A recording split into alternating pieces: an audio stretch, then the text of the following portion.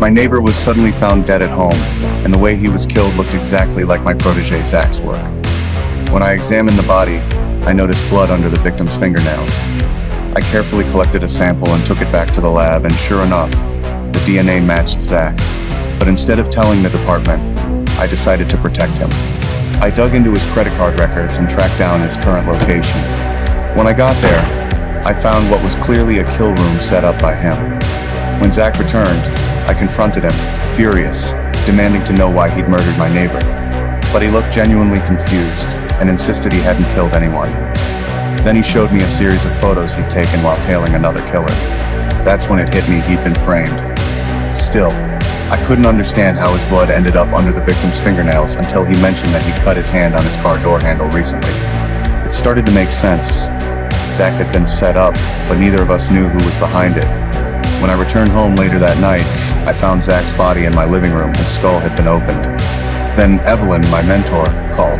She told me she'd just received a package containing what appeared to be Zach's brain tissue.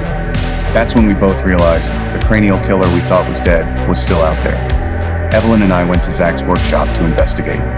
The place showed signs of a struggle, and under a table, I found what looked like a piece of human tissue. I brought it back to the lab for analysis, and the results floored me. The mitochondrial DNA matched Evelyn. That meant the killer was her biological child. When I told Evelyn, she was stunned.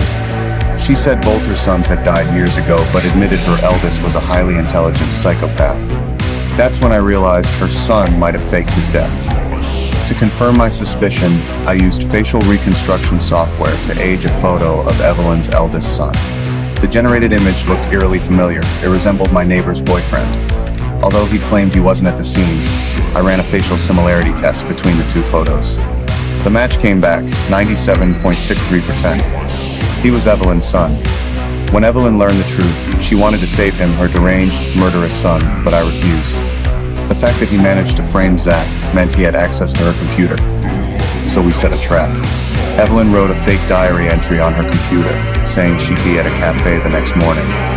And just as I expected, he showed up. Only this time, it wasn't his mother waiting for him. It was me, the bloodthirsty forensic hunter.